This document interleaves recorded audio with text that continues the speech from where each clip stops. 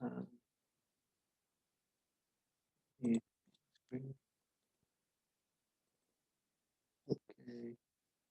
Hopefully everyone can see this now. Can we see that? Yep, we can see it. Marvelous.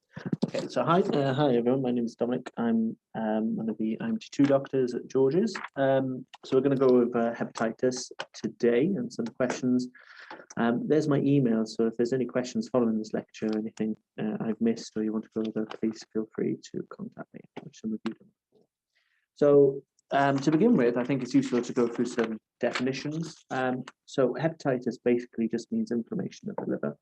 And it can have many causes. Obviously, we can have viral causes, we can have ischemic causes, we can have autoimmune. So it's just a global description.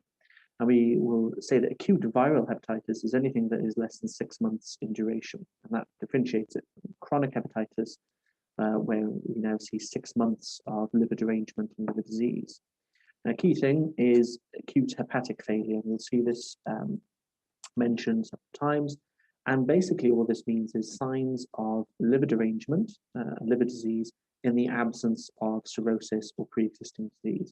So when we talk about this, what we mean is usually the development of encephalopathy, or for instance, a prolonged PT time. So an INO greater than 1.5 with somebody with no pre-existing disease.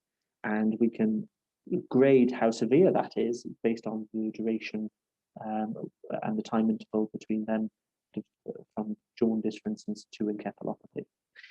As we know, cirrhosis is the kind of end stage, and this is a problem now where the patient has got such huge damage to the liver that actually the regenerative capacity of the liver has been surpassed, and so we start to form nodules and fibrosis, and this scar tissue then loses function, and we get the usual presentations of chronic liver disease. Fulminant hepatitis, as we said, is when you have acute liver failure with encephalopathy within 8 weeks.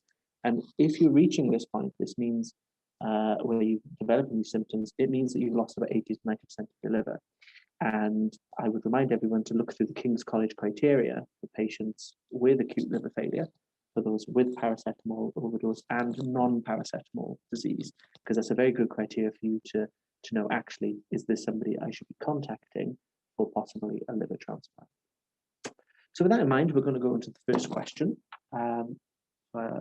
Have a little look, and I think about 2 minutes would be good for this. Take your time.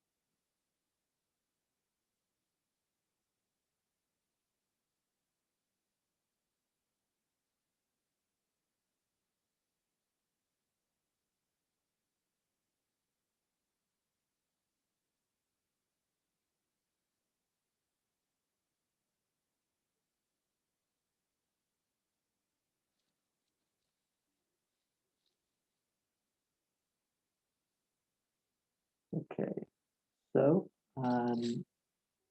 let's see. So it seems 44% of you have gone for answer B, and that would be correct. Let's see if I can move slide screen seems to. Yes. So if we just go through the answers, so liver failure, for you to suggest that this is liver failure, you need to show that the function of the liver has been deranged. So that could be, for instance, as I said, the PT time is prolonged, and this will be going with the King's College criteria, or they've got signs, for instance, of acidosis as a result now of the liver kind of dying effectively. If we go to C, the blood results are incorrect and need repeating. I mean, that would be nice, but once again, that's not something that we're expecting. And acute hepatitis B now become chronic.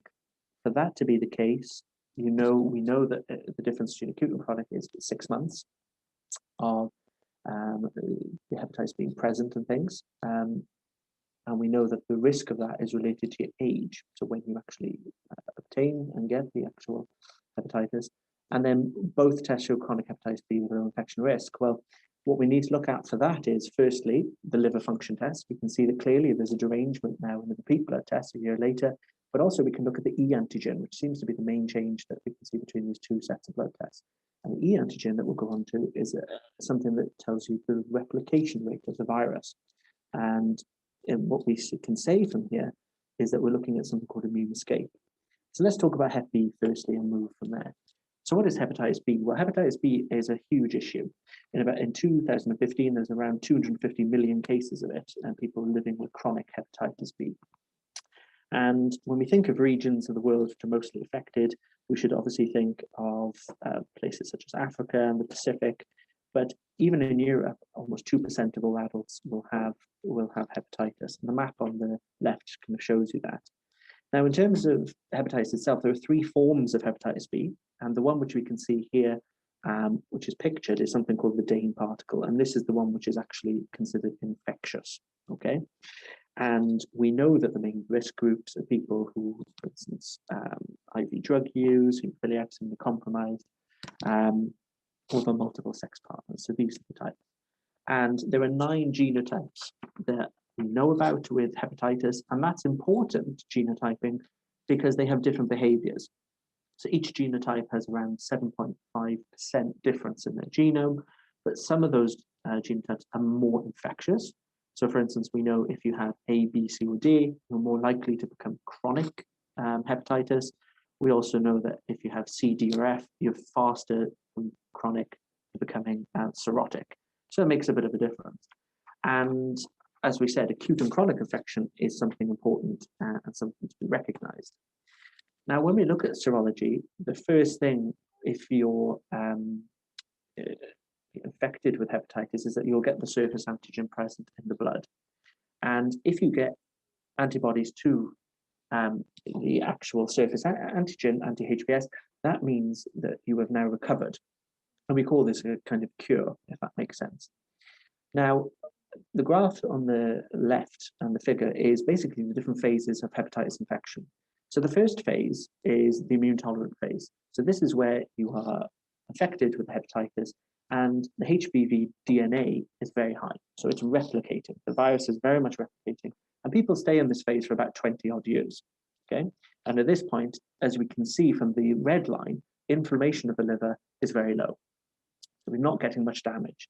In the second phase, this is the immune reactive phase. This is where the immune system is now starting to actually pick up on the fact that there's some liver damage, and so we get an immune response. And hepatitis B loves hepatocytes because it's an immune privileged site. So that's one of the reasons. Now in this phase, as you can see, we now start to see damage, and you will actually see damage if you were to biopsy the liver. And from here, we see that 30 to 40% of patients will move on to cirrhosis. Okay, so this is the big phase that we want to try and affect and diagnose patients for this. And what we can see at this point is that patients are antigen positive, the HBe antigen positive. And the HBe antigen is all, as I said, about, it's a soluble protein which indicates viral infection and infectivity. And if it's more than 3 months it lasts for, more likely that you're going to become chronic hepatitis. Now, the immune escape phase is if we go all the way to 4. And basically what this is about is, as we know, hepatitis B is all about DNA and it has a reverse transcriptase in order to do that. It has very poor proofreading. Okay, so when it replicates this genome, it often makes errors. And so what you get is basically lots of mini species, just as if it was the same with bacteria, and you form little populations of hepatitis B with different basically structures. And so they're not really recognized by the actual immune system. And so at this point now, they will escape from the normal immune system and a normal immune response. And so as we can see, the HBV DNA levels start to rise. And with this, you get more inflammation. And so during this point, you see fibrosis. So that's why in what we've been discussing with that case, the fact that the LFTs are now starting to rise after a year suggests that we are now seeing a phase of the actual hepatitis infection whereby now immune system controls are no longer being worked and we're getting recurrence of the hepatitis B. Now, based on that, we can look at this kind of table and we can see how we diagnose. And the main thing is that looking between low or high infectivity is all about whether you have the antigen positive, whether you have the antigen present. Most patients, when they move through a kind of the immune phase, will develop antibodies to the E antigen. And those antibodies, they basically reduce the amount of viral replication that can occur. That doesn't mean that the hepatitis B can't replicate, it's just a little bit harder for it to do so. You form core antigens, I should say, very quickly, actually, and you can see that even in acute infection. So that's beyond, we don't really need to go through that. But the key thing is what you'll see is that the cleared infection here is all about showing that you formed the anti-HB surface antigen, okay? Now, for interest, what we can see is that for people with hepatitis, it's very important to predict who's going to move on through cirrhosis and HCC, hepatocellular carcinoma.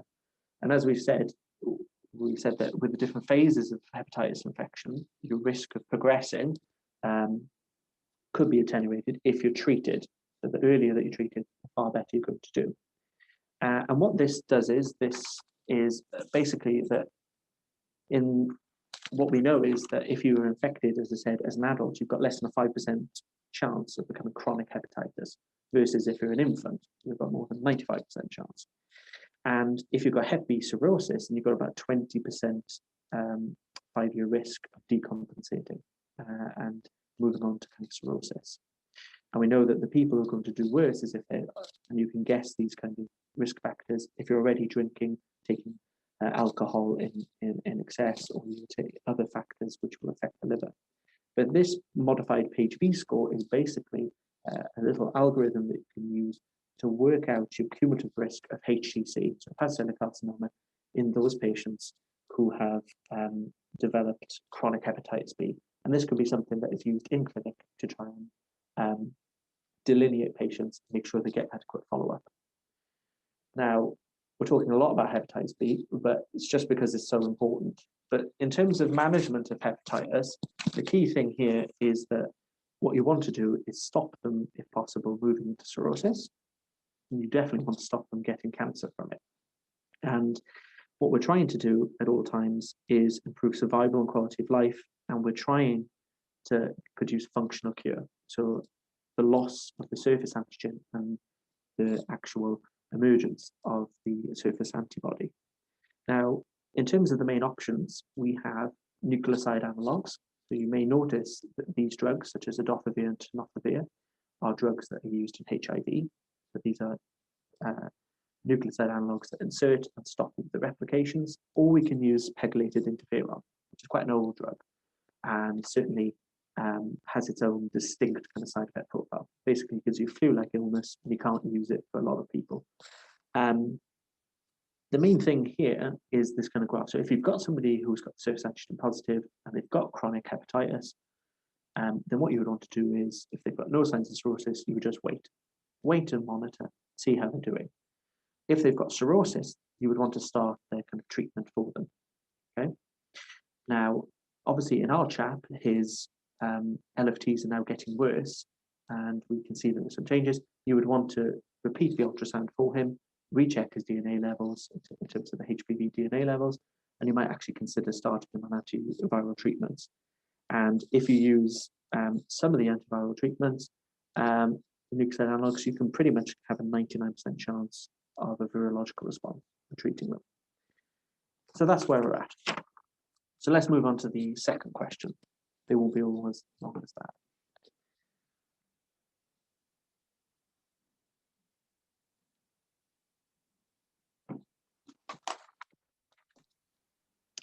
Hi, Dominic. There's just two questions in the Q&A. I'm going to just answer them now. Okay, thanks.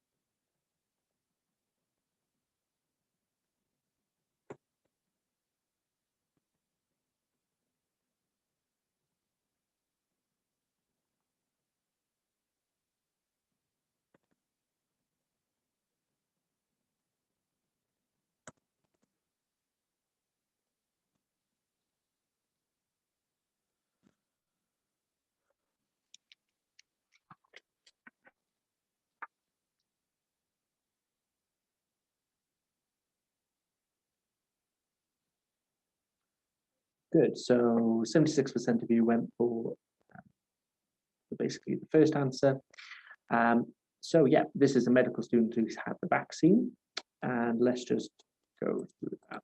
So if we go through the options, then we know that the whole point of the vaccine is that you're not giving somebody the whole virus. Otherwise, there'd be a huge risk that they would just go on to form and develop hepatitis B, which is the thing we're trying to prevent. So what we do is we show the immune system a very small fragment of it. And indeed, what we show them is actually the surface antigen. Now, if you've had your vaccine, remember what we said, the difference between acute and chronic infection, so hepatitis B, will be the fact that you can show that the surface antigen has been present for more than 6 months.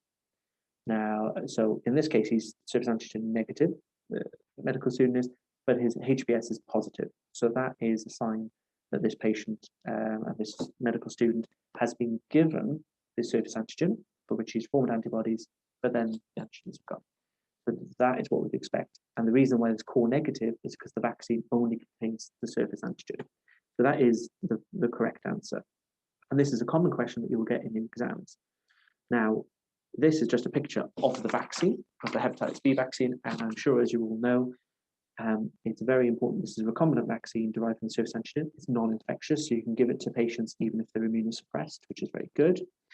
We give it in installments, 0, 1, and 6 months. But actually, even after the first dose, you will find that actually about more than 90% of people will have enough of an immune response to make them kind of immune, but we give them further doses to consolidate that immune response and also lead to obviously immune memory for hepatitis. And as we're probably aware of as well, that you will have a booster. And we know that with hepatitis, you've got actually we've got protection for about 25 years. But if you're at high risk occupations, such as doctors, medical students, whatever not, then we repeat at 5 years. And we can see that for those people, even if they were to miss the booster, that actually they would still have sufficient immune memory to actually ward off, in most cases, any infection from actual acute Hep B. Now, in terms of patients that should definitely have it, then it's all about screening the right patients. So something I want to make clear is that if you have somebody who comes in who's got HIV or other kind of immunocompromising conditions, such as chronic kidney disease, for instance, or whatever not, then actually it's always worth to screen them to see if they've got hepatitis actual antibodies, hepatitis surface antibodies. If they do, then and they can tell you, for instance, I've actually had the vaccine, that's all well. Otherwise, you do the other tests just to make sure they haven't got chronic disease. But certainly, what we normally do is for these patients, if they don't give a history of ever receiving and they're negative for the antibody, we would immunize them. So it's always very important to remember for your patients that you're immunizing. And it's just very important to remember that obviously we do give this for children and neonates in the UK. So it's always something to check if you're talking to youngsters, because it's been around now for some years, and we use it in combination with other vaccines. The main thing I will mention is that there are some side effects. Most of which seem to be focused around kind of ophthalmological, and that's kind of uveitis and retinal vein occlusion. There have been case reports also of CNS demyelination, but they are very isolated case reports. And basically, you can rest assured people that that actually, you can see drastic reductions in risk of acquiring infection in high-risk patients, i.e. HIV, or people who are, actually, for instance, homosexuals who are obviously having men's sex with men, for instance, that this can drastically reduce their risk of acquiring hepatitis. So yes, this is the answer to that. Let's move on to this question.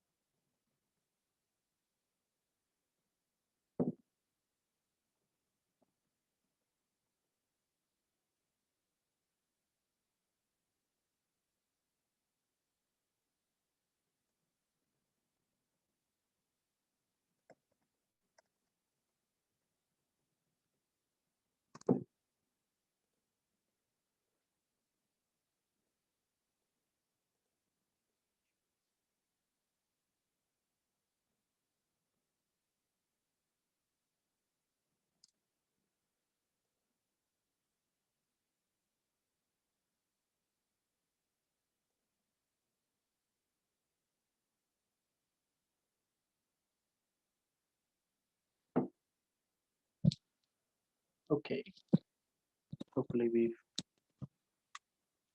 that. Yes. So yeah. So here,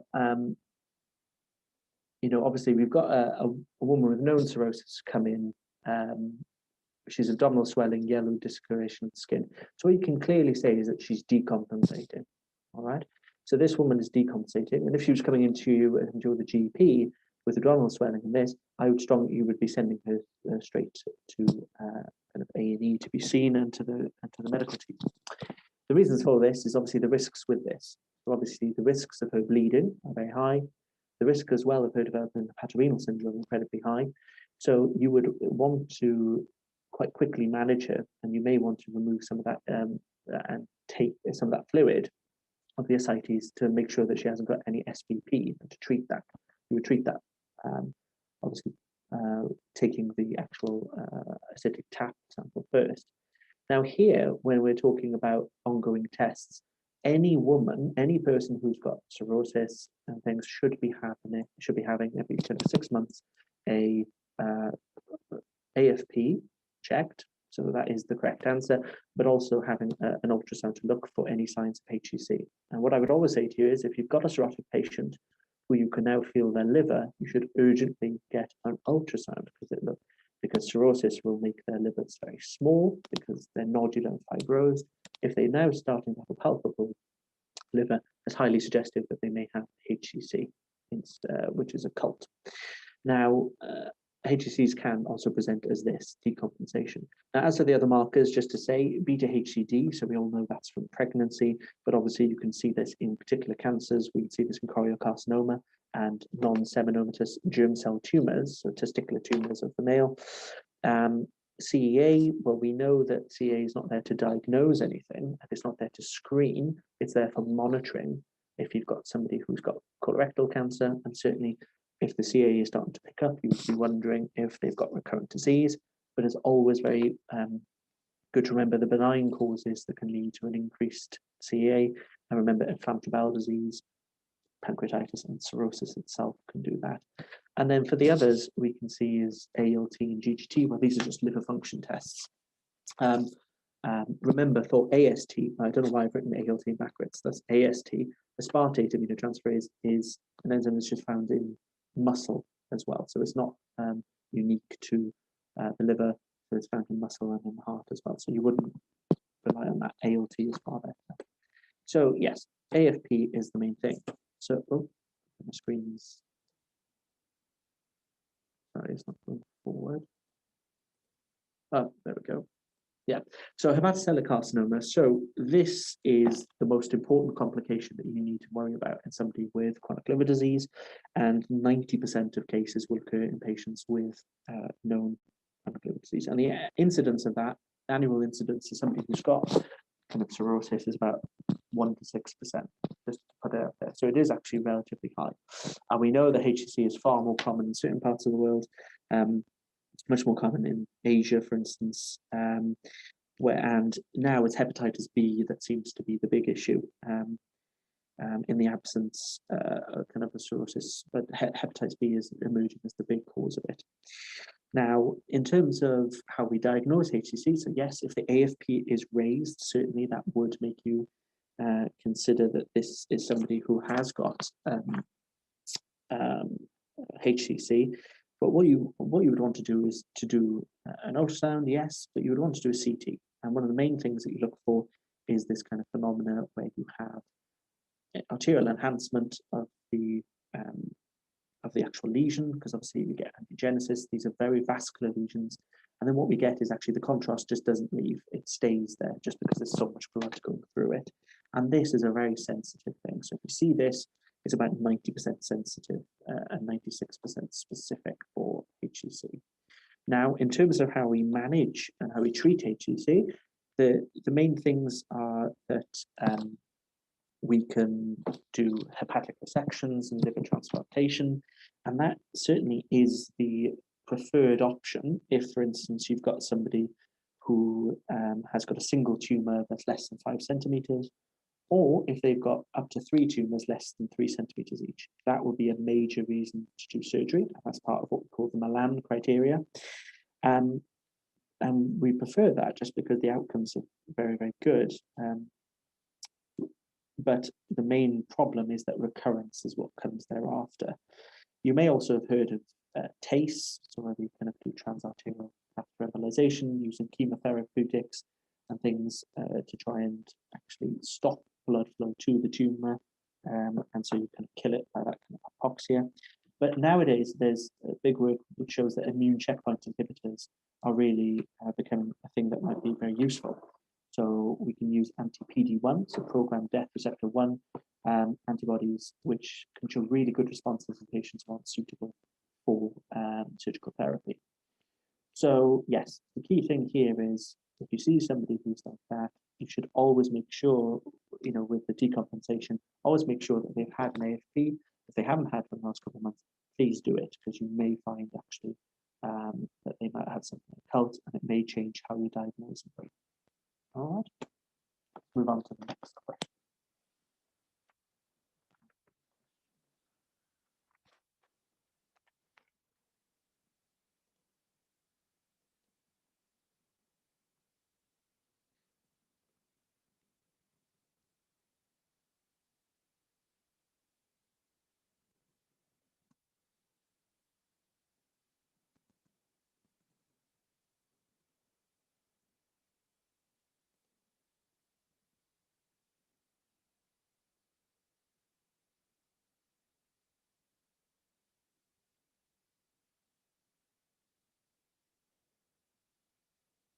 just to say I will explain about the ascites later if anybody has.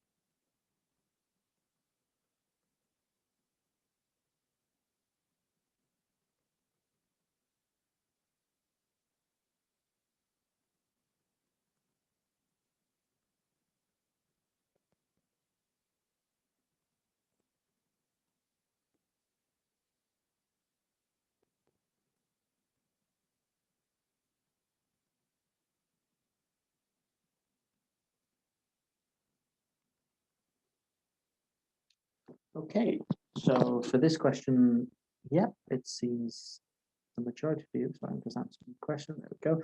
I've got that right. So hepatitis A, IgM, and IgD. Let's just go through this. So he's 45. He's come back from Morocco. That's nice. Obviously, it was before coronavirus. And it's 2-day history: fatigue, malaise, diarrhea, and arthralgia. So it sounds, before you've even said anything, that sounds quite viral. Yeah, it just generally shows like the prodrome that you would expect. We notice that the urine has been dark in color, and we can guess why this might be because of the problems of the bilirubin kind of excretion, which is now meaning that you're not actually getting the urobilinogen, and so you're getting conjugated bilirubin now in the urine. That gives it a dark color, and he's not taking any medication. That's important. That's very important. You should always check that. And he's hemodynamically stable, that's fine, and he's icteric, so he's jaundiced and he's got some right upper quadrant tenderness, hepatomegaly. Brilliant. So you've picked up some key findings. Something's wrong with the liver. You're showing some decompensation. He's got acute signs of some liver derangements and things. So when we go for the options, HIV point of care test, well, firstly, what I would say is if he was presenting to me here in London, he should get a HIV point of care test, and actually anyone in any A&E pretty much in this country should get one, irrespective of their exposures or whatever not. Especially one of the criteria for doing it is a seroprevalence of 1% or more in the area. Certainly London fulfills that criteria. So HIV you should. Now, salicylic acid levels, there's nothing to suggest. He's not giving any he's not giving us any history of that. And certainly it doesn't sound like he's got any signs of even an overdose by these general symptoms. You won't get diarrhea or arthralgia. CMV, now cytomegalovirus, that's actually a good suggestion. And for those who don't know, CMV is part of the herpes families, and that generally affects adolescents. You wouldn't expect a 45-year-old man to get this, but it presents in the same way such as Epstein-Barr virus. So it will give, the general kind of prodrome that we're getting here. It won't necessarily give you the diarrhea, but it will give you everything else, and certainly will give you this change with the liver being tender and inflamed. But CMV hepatitis, you would normally expect outside of this in somebody who is immunocompromised. So if you suspect CMV, then actually doing the HIV would be sensible. And it then says about malaria. Well, firstly, Morocco doesn't have malaria, but that wouldn't be a silly thing to do. Anybody who comes from abroad and has got fever, doing a thick and thin blood film is not stupid. It is a very sensible thing to do. And what I would just raise your awareness to is the fact that actually, when we think of malaria, we think of falciparum, severe malaria that can cause issues. But if we think about the other forms, the Vivax things, then they can actually the parasite can remain dormant in the liver. We can get problems. But if this patient had gone somewhere else, for instance, I would be definitely doing malaria because it can cause liver derangements, and you would want to pick this up early. Let's go for hepatitis. So hepatitis A is very, very common. There's about 1.5 million infections every year, and it's endemic to the third world. And we can see electron micrograph of what it looks like there. So it's from the same group as poliovirus. And the point with hepatitis A is that it's very difficult to actually remove. It's resistant to kind of freezing. You can heat it up; it doesn't even do anything. So it can survive on environmental surfaces for a long time. And one of the key ways that we get it is through contaminated water. And so, it's kind of there present in sewage. And the modes of transmission follow kind of fecal oral because of water that's gone into perhaps vegetables, roots, whatever not. We say oysters, and that is just because oysters will concentrate the water that's in them. So, fish themselves will be a very high cause of this. We can also do it sexually. IV is incredibly rare. You're not going to really see it, but it is a thing. And the main thing with hepatitis A is kind of an epidemic jaundice, so you'll get outbreak of cases there. Now, the thing that was surprised is that the incubation period is quite long. It can be up to more than up to 2 months from being exposed to you then showing symptoms. And the point is that it will come up as this very vague presentation of fevers, chills, jaundice. But diarrhea is very potent. Actually, that's one of the ways that they will shed the virus is in their stool. So when you're looking at this patient, actually getting stool sample, very, very helpful there. And when we look at the kind of clinical patterns of this, there are quite a number of patients who don't have anything, they're asymptomatic. Some who are symptomatic, like our gentleman. We can get obviously cholestatic hepatitis, and that is just because the hepatocytes aren't working at all, so they can't transport the bile at all. So you get basically it's clogged up. So you get the normal symptoms of cholestasis with the kind of dark urine and pale stools. And we can get fulminant hepatitis, although that is incredibly rare, and we would not kind of expect that. And those patients will need kind of liver transplantation. But there are atypical presentations that you should always remember, and actually things such as pancreatitis masquerading or renal failure can be secondary to hepatitis as can affect those organs. It's very important to remember that, actually think about it. Now, in terms of hepatitis and how we kind of diagnose it for hepatitis A, then basically as you can see on the graph on the right, you can demonstrate kind of IgM and IgG very quickly, actually, with the emergence of symptoms. So you will start shedding the virus very quickly within the actual stools, and it will be present. The hepatitis virus will be found within the blood.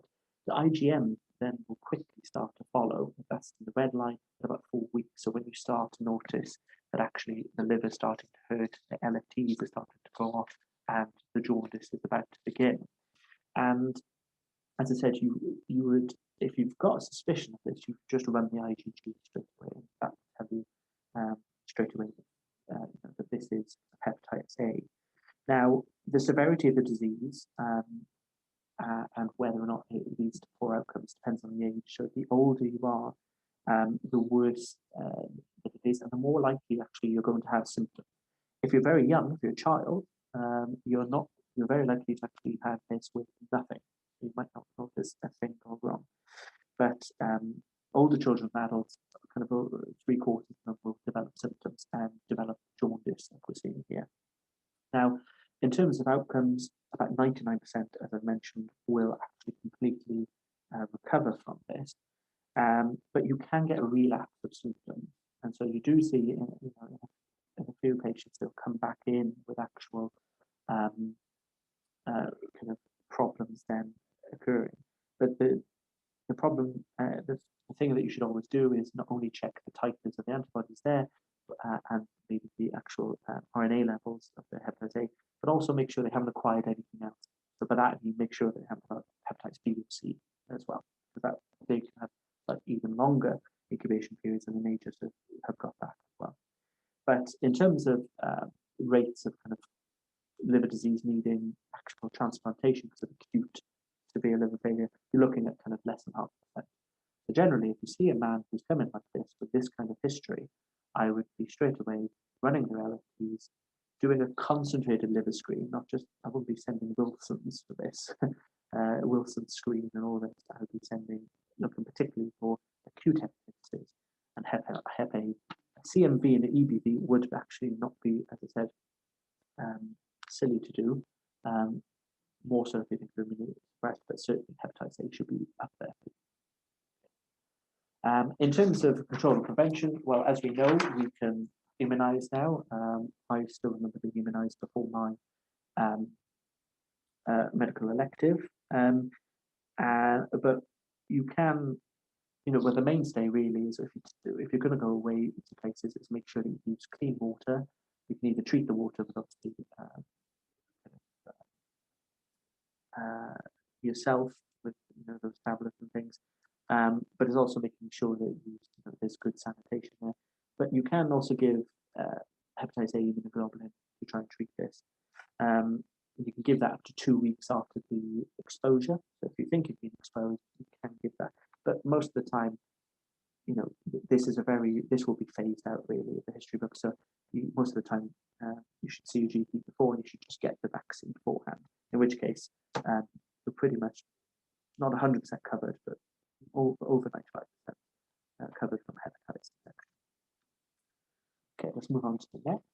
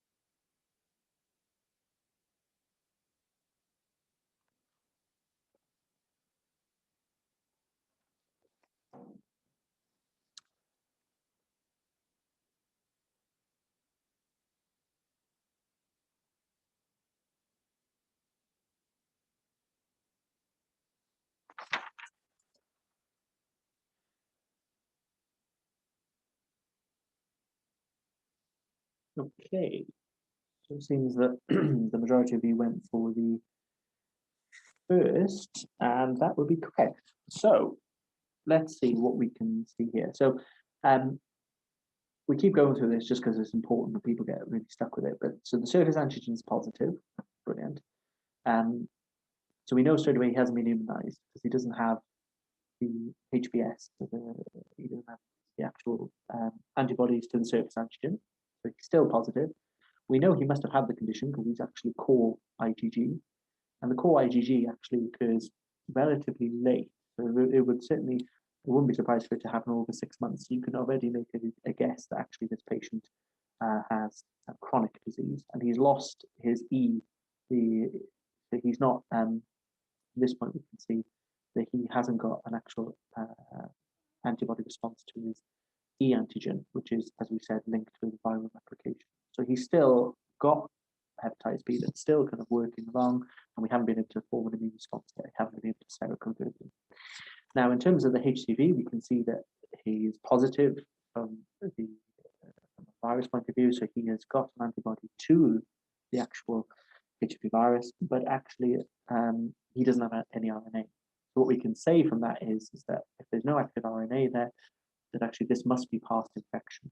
Okay, because if it was current infection, you would expect to see some replication present there, and that's why that's the right answer. And the key thing here is that you never do any of these tests alone.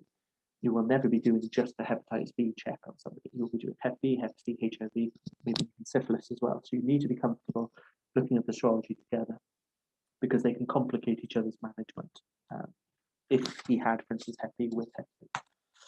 So to go through Hep C, so Hep C's kind of structure is as it's kind of shown there on the left. So it's basically got a lipid envelope, and then in the inside it has a single-stranded RNA that kind of loops, and then it has two envelope proteins, and those envelope proteins are important for just basically viral attachment. Now, in terms of how many people are affected, then you'll see it's about 70 million in the world have hepatitis C versus Hepatitis B, which, as we said, was around 250 million.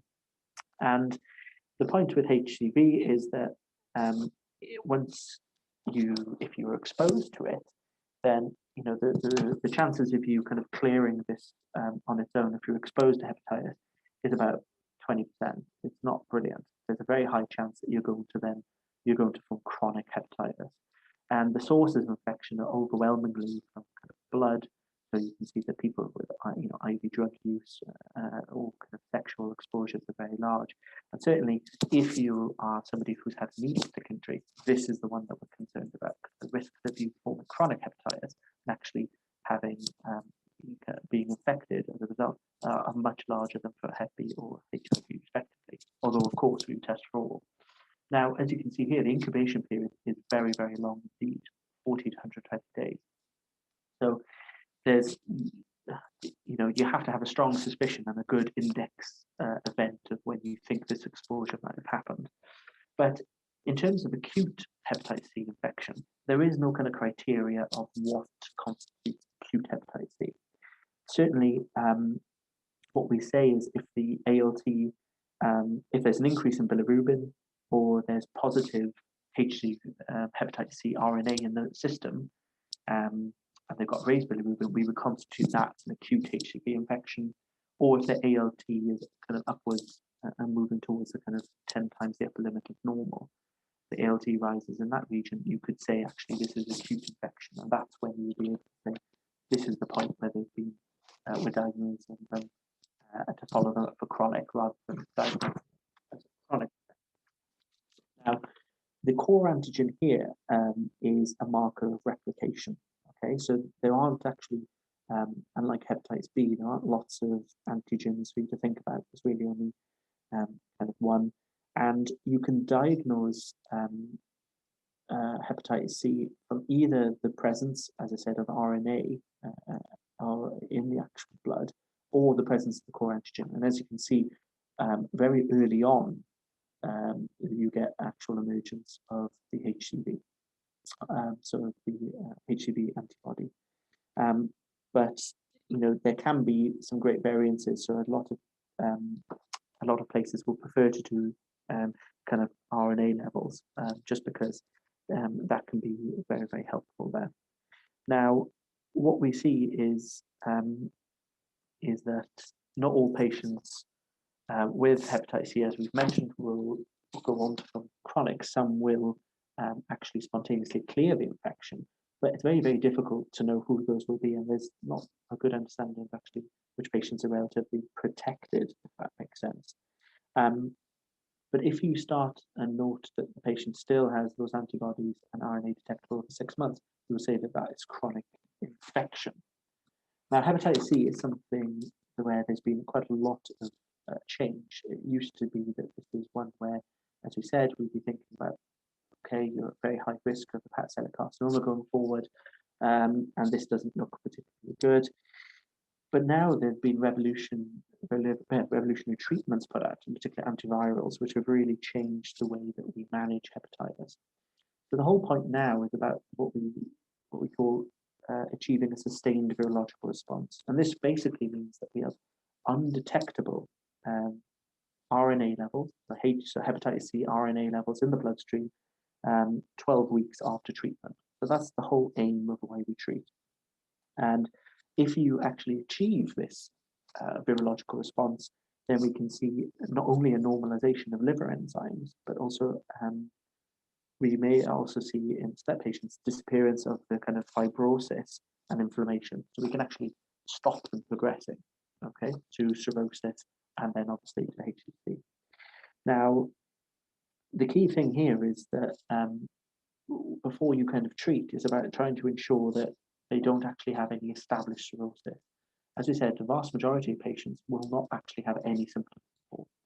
So it might be that they just come to you and say, yes, I've shared meals before, or I had sex with somebody who had another condition, in which case you might test them and you might just find this incidentally. So you would always want to check the liver just to see that there isn't any underlying cirrhosis. And we can do here what we call a fibroscan. So that looks basically how fibrous the liver is, and basically very good at picking up early signs of cirrhosis. And we can do the Metavir score. So the Metavir score is something where we take biopsies. We can basically say just how fibrosed it is and how much cirrhosis is present and how advanced it may be. Now, in terms of the treatment, the main treatments here are, once again, we can give things such as your kind of interferon and ribavirin, but actually it's about using what we call protease inhibitors. All right. So protease inhibitors are the main thing, and protease inhibitors you might recognize from HIV treatments, and that's why I put a little graph on the kind of right, which shows the interactions between HIV medications and the antivirals that are used specifically for hepatitis C virus. But also we can use other treatments such as, and we can see them highlighted here, sofosbuvir, lepidosivir, and these are basically drugs, antiviral drugs that specifically stop and block key proteins which are called non-structural proteins, which are part of the hepatitis C genome. And basically what they do is that they just they are involved with allowing for actual replication of the virus. So if you block these, the hepatitis C can't actually replicate, and that's what we get. And they block the RNA polymerases, which are very important in this process.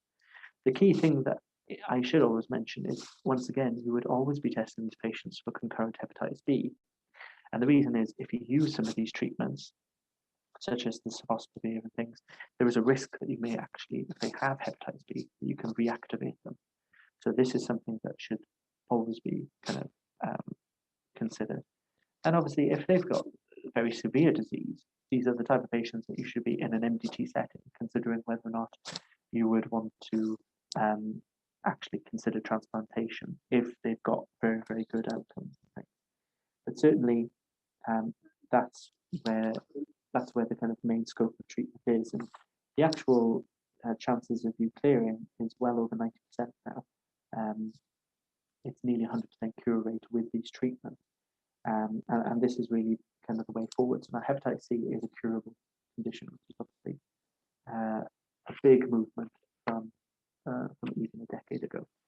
And if anyone's interested, you can read the European Society's recommendations on it. But that's basically a little bit of where we go with it.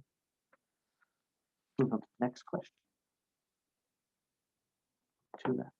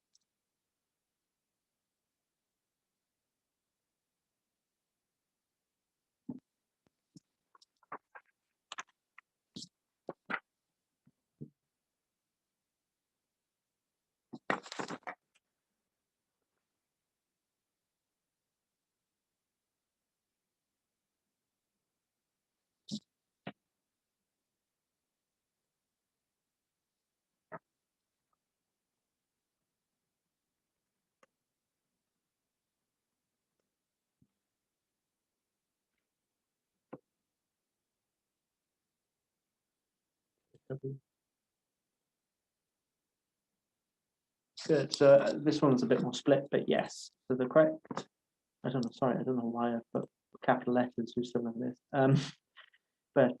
Yes, hepatitis E is the correct answer.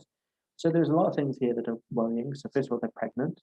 That thing, they're Chinese, so that should give you some things. So certainly, Hep C is a very big cause in that area. But she's pregnant, which is a concern. And then we found that she's got asterisks present. So that means that she's at least a grade 2 encephalopathy, which is important. And we can see that LFTs are deranged. And once again, she's kind of having this kind of general malaise and joint pain. So certainly for this, if you were asked about which one of these you would check, you might actually, realistically, I would be testing for a lot of these because there's very high prevalence of all of these. Conditions. So I'd actually be testing for all of them, but certainly I'll be very worried about hepatitis C. So let's just talk about hepatitis C. So this in of itself causes a self-limiting kind of acute hepatitis. Okay, you do get chronic infection. Okay, but only in immunocompromised people. So generally, for your learning, you should say hepatitis C is an acute hepatitis, not chronic. Worldwide, though, there are a significant number of cases that occur each year, but only a small kind of percentage of those actually form any symptoms at all, which is why, once again, you might a lot of people, just like with hepatitis A, might just pass through this unnoticed. The key thing here, as trying to highlight in the question, is that China is endemic actually for hepatitis C. And what we know is that there are kind of 8 different genotypes of this, and some of these different genotypes are involved with different presentations. So genotypes 1 and 2 is usually epidemics. There are lots of people coming in with these kind of symptoms, versus 3 and 4, which are more likely sporadic. So with this kind of lady, you wonder if it's more kind of genotypes 3 and 4. Likewise, with the different genotypes, you have different exposures. So actually, if it's genotypes 1 or 2, you're more likely to acquire those from a fecal oral kind of route. Okay, so similar to hepatitis A. Whereas if it's 3 or 4, then actually a big cause of this is actually pig. And in particular, boar. So if they're eating kind of boars and things like that, or pork, these are the major causes for people to have that. Now, in terms of the prevalence rate, if a pregnant woman comes in with signs in keeping with acute viral hepatitis, which she is, this kind of vague viral illness, malaise, with joint pains and things like that, then actually what we can see is that in pregnancy, it forms the majority of the diagnosis, about up to kind of 80%, depending on which cohort you do. And in pregnancy, hepatitis C is much, much worse. Okay, so you'll have much worse outcomes, and the mortality rate is up to kind of 30%, and it's far worse. The mortality rate of 30% is generally, if it's in the 3rd trimester, it can be up to around double that, around 60% chance. And this is the chance as well for the baby to die as well, not just the mother. So it's pretty bad. Now, even in those who survive, the main issues, and they're asymptomatic for whatever reason, the main issues is that it can have, particularly on the actual child with low birth weight preterm delivery, which has its own risk. So it's always important and something to kind of remember there. Now, in terms of the kind of treatment and what we think about, well, firstly, acute infection, you usually get a prodrome of kind of 1 week. And as I said, whilst a lot of people won't have any kind of symptoms, it can present in very varied ways. So like hepatitis A can cause pancreatitis, so can hepatitis E. Hepatitis E can cause liver disease, kidney disease, glomerulonephritis. So it can present as very varied ways. You have a high index of suspicion. And unlike other chronic hepatitis, where we were saying over 6 months, actually chronic hepatitis E is seen over 3 months presence of the kind of RNA in the bloodstream. So that's something just important to remember. Now, in terms of the management in pregnancy, well, pregnancy presents its own problems. If you have a normal person who's unwell, then you could try them on some ribavirin or some interferon. For people who don't know, these are very old antiviral drugs. Interferon we give for all sorts of reasons, but it commonly has a side effect because you feel like it. It's not very pleasant. Most people don't like it. Whereas if you give ribavirin, that is reasonable kind of efficacy, but it's something that can cause psychosis or worsen psychosis and can't be given with epileptics. But certainly both of these drugs you can't, teratogen, so you can't give pregnancy. Sofosbuvir is something that we're kind of talking about, is something that we use for kind of hepatitis C, and that can be used here, but there isn't enough trials actually to advocate. So what you generally do for these patients is supportive treatments only. So you can give them, for instance, URSA to deal with cholestasis and the itch that they're developing, give them albumin solution to treat that, treat the clotting derangements, and try and rest the liver as much as possible, if that makes sense, whilst giving support to the other organs, because obviously we know that there's risks of decompensation of those. Now, as a result of this, we do actually have a HEV vaccine. So you wouldn't want to vaccinate them as they're actually having it, but you could vaccinate once they're suffering with hepatitis E, but you could vaccinate them thereafter. And it'd be very important to vaccinate as well the household. So that's something to consider, particularly because it will be protective for kind of 4 of the 8 genotypes. And of the 4 that it does, 1 to 4, they are the most kind of important to kind of cover. All the others are a little bit rarer. So let's move on to this.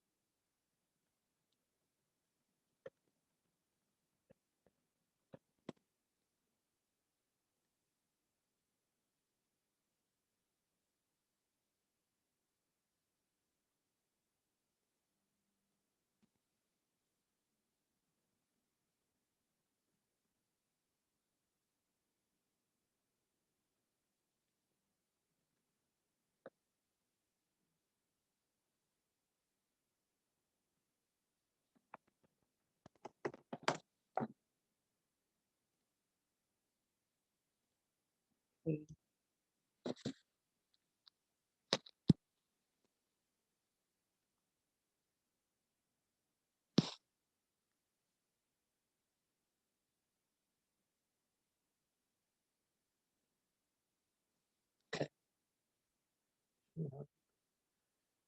Right.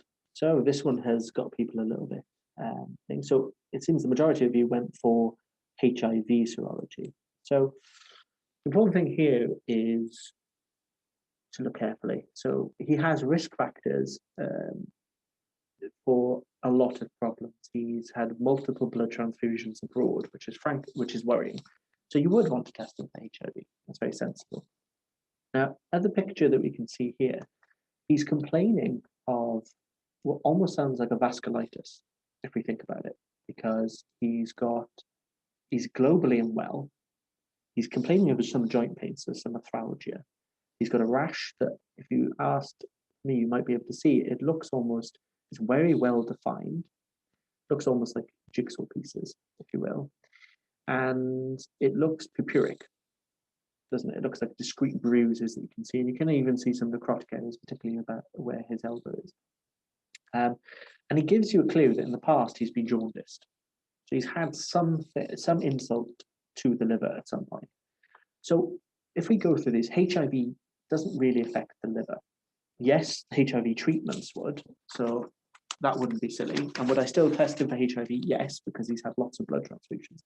Hep A, I wouldn't, because we don't expect anything chronic from that.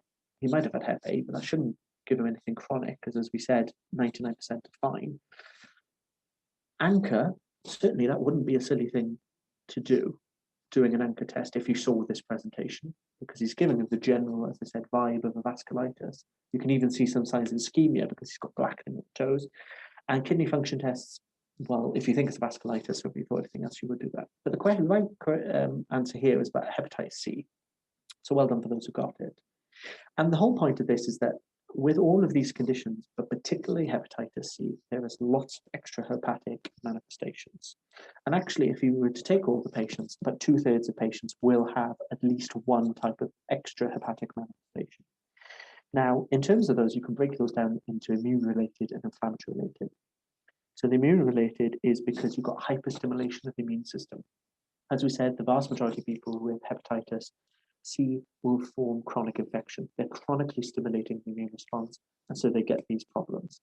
So basically, they will form, for instance, B-cell non-Hodgkin's lymphoma, and actually, they're about nearly 2.5 times more likely to develop that because of this. You get chronic B-cell stimulation, you're going to get errors, and so therefore, you can imagine you can get these changes. But also we can get things such as Zika. So actually you will see some patients up to kind of a good kind of 20-30% will actually complain of dry mouth, dry mouth, dry eyes. They won't have any kind of signs of Sjogren's when you do the antibody tests. Very few of them will, but they do complain of that. And then also we see the side effects which are inflammatory related. Because of the cytokine storm and the cytokine changes, and actually this has quite quite huge effects on how your body deals with kind of insulin imbalance, but also your kind of incretins, so type 2 diabetes is very high, depression, but also cardiovascular disease. Now, the thing here that we're talking about, and when we say glomerulonephritis, you should read your books, but this is particularly a membranoproliferative glomerulonephritis, and this is where the mesangium, so if you remember the mesangium cells, are the cells that kind of support the basement membrane in their function that allows them to happen, they become thickened and they start not to work. So you develop a kind of nephrotic syndrome. So what this is actually about cryoglobulins. And for those who don't know what a cryoglobulin is, then basically, this is basically an antibody which in the cold precipitates. So it comes out of the solution. So like if you just freeze some water and start to form ice and that spread, it's very much like that. And what you normally get is that because they precipitate, the blood will turn from kind of nice liquid, thick liquid, albeit, to more of a sludge. And because of that sludge, you get hypoxia. And you get particular areas that are affected, the limbs. Why? Because obviously they're further away, that's where you are cooler. So they precipitate in the cold. And you can get this lovely rash. So as you can see here at the bottom, this patient has what we call livido reticularis. That is a livido reticularis rash, fishnet, or otherwise called a fishnet stocking rash. And you can even see some necrosis there. So that's that. And when we talk about cryoglobulins, what they particularly are, if you will, rheumatoid factor basically is one. So it's where you form antibodies against the FC portion of another antibody. And these then quickly precipitate and forms this. Now, there are many reasons why you can form cryoglobulins, and some of them could be cancerous, but certainly hepatitis C is one of the most common causes. And this causes basically a systemic vasculitis, particularly affecting your medium and your small-sized arteries. Now, cryoglobulinemia is actually the most common and the severest. So if you see somebody who's got signs or suggestions of hepatitis C, you should always think about checking for cryoglobulins. Now, as we've said, the only way that you can get cryoglobulin is that they precipitate with cold. Unsurprisingly, you have to take the sample on ice, which is very difficult, and in the hospital almost impossible to find. But what you clearly get when you get these kind of issues because of the vasculitis is palpable purpura. So if you see these palpable purpura on the sides and on the legs, that should really get you thinking, this is vasculitis. You think that they might have hepatitis C, or they've had some injury in the past, we would check for that. And as I said, you would screen for kidney disease, and vasculitis is a big cause of neuropathy. Okay, so it causes peripheral neuropathy. More likely is it going to cause a motor neuropathy, so pure motor, so the sensation is intact, but actually it can be a very painful one. So with vasculitis, you can see either that's pure motor or it's very It's a sensory motor neuropathy. And as I said, because the blood is now turning into a kind of slurry, you get what we call hyperviscosity. So it's not perfusing things well, so you get kidney damage, lung damage, and ischemia, but also it can cause spontaneous bleeding, for instance. And the way that we kind of treat this condition is basically we want to remove all this excess immunoglobulin and Ig, which is precipitating. And so we can use plasmapheresis to remove this, but also we can use specific treatments such as rituximab to treat this as well. And this is a good case of something where Hep C is coming up as something just a little bit different. This is the last question. Sorry for keeping you so long.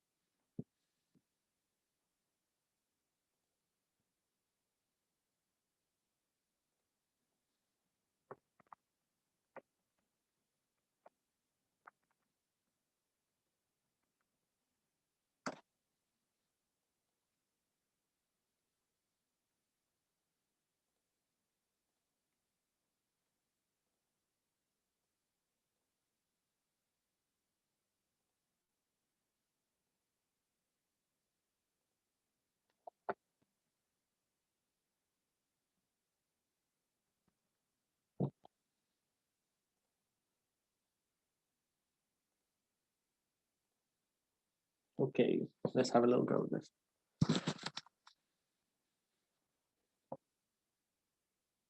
Good. Hepatitis D, very good. So if we run through, once again, running through the options, his HBV RNA is low, but worsening symptoms. So, I mean, yes, once again, it's about having that. So hepatitis A wouldn't cause anything chronic, true. The HBV is low, so we know it's not the hepatitis B. So it's not like the first question where we saw this immune escape and things are starting to pick up. So it's not that. Hepatitis A, depending on what he's telling you, you might very well test for that, and that wouldn't be stupid, yeah, because it's an acute hepatitis. There's no reason, or and you would do a full history. Has he just been taking lots of different medications? Has he had an alcohol binge, whatever not? HIV, no, unless he's HIV on treatment.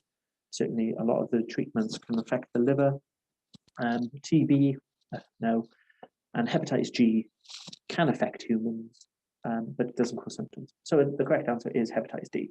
And this is a good example of this, and we'll talk about why. So hepatitis D is the Delta virus, and it's very, it is more common in particularly the Middle East and Asia. But you will also see it in South Africa as well.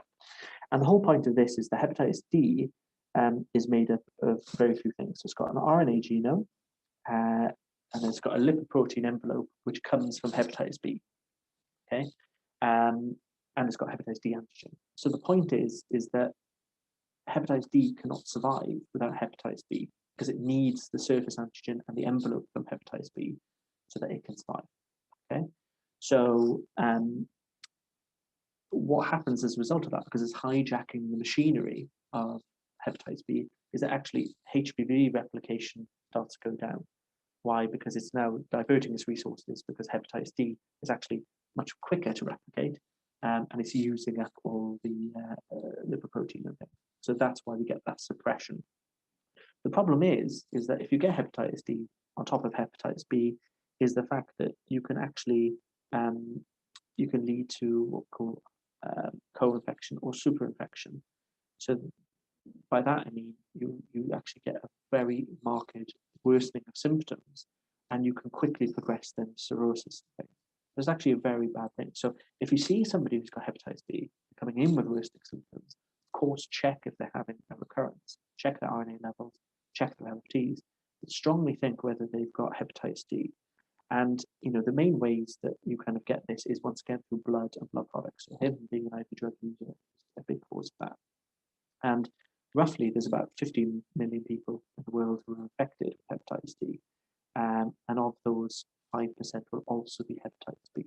So you can get co-infection or super-infection. The important thing is to rule out any flare for hepatitis B. Now, in terms of treatment, there are lots of different treatment strategies. Some of them have been to stop hepatitis D from entering the hepatocytes. So we've got fulveritide, which works. We've got some which are preventing hepatitis D with its interaction with the surface antigen of hepatitis B, because if you stop that, then the RNA of the hepatitis D cannot be sustained, so it just breaks apart. Or we can prevent export of the actual HDV, and there's some trials ongoing.